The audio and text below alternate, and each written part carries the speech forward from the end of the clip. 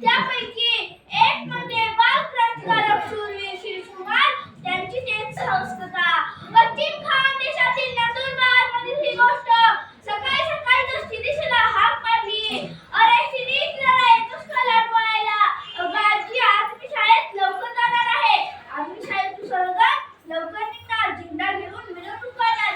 आज महिना झाला चले जाव चळवळीला शिरीष बोलला. इंग्रज या देशातून जातील का? आजीने विचारले. हो, त्यासाठी वाटतं ते करू, अथवा करू. बरं ठीक आहे. शिरीष लढवायला बसला. दुसऱ्या दिवशी त्याच्या आजोबाचे श्राद्ध होतं. शिरीष सर्वांचा लाडका होता. शाळेत अभ्यासात हुशार होता. तो शाळेतल्या हस्तलिखित स्वतःलिखित लिहायचा. घरामध्ये सुद्धा स्वयंपाकात मदत करायचा. घरातील विजेचा दिवा दुरुस्त करायचा. अशी अनेक कामे तो करायचा. पण त्याच्या लहानशा हृदयात एक ज्वाला पेटली होती, ती म्हणजे देशभक्तीची. घड्याळात 11 वाजले होते. तसा शिरीष चढून उठला आणि म्हणाला, जातो का आजी? असं म्हणत निघाला सुद्धा. 9 सप्टेंबरचा तो दिवस होता. सकाळपासून सगळी मुले त्याची वाट पाहत थांबले होते. एका मुलाने सांगितले, शिरीष, ते बघ, पोलीस सरकारने झेंडा घ्यायला बंदी घातली आहे. पोलीस झेंडा हिसकावून घेतील. शिरीष म्हणाला, कोणतेच की बंदी? काय करतील पोलीस? फार फार तर लाठीमारच करतील. मिरवणूक उधळून लावतील. इतकंच ना, आपण भ्यायचे नाही. आपण आपल्या देशाचे शूर शिपाई आहोत. आपला ध्वज कधीही खाली झुकणार नाही.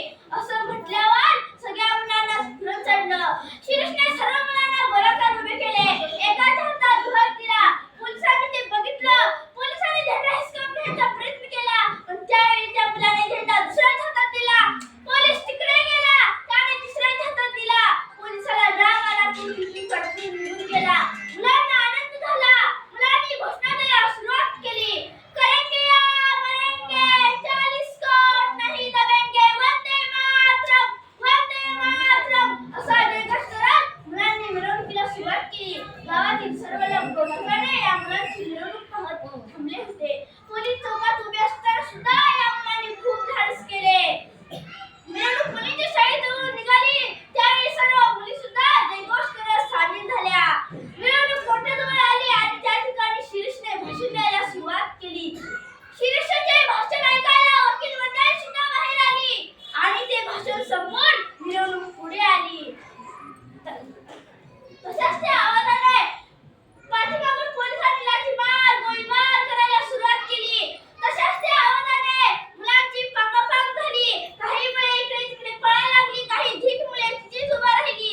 काही धाडसी मुली पण तिथेच उभा राहिल्या. पळून नाही गेल्या. त्या पोलिसच्या मुलींकडे एकदम धावले आणि इतक्यातच विजेच्या वेगाने शिरीष तेथे पोहोचला आणि म्हणाला, आधी आम्हाला मारा.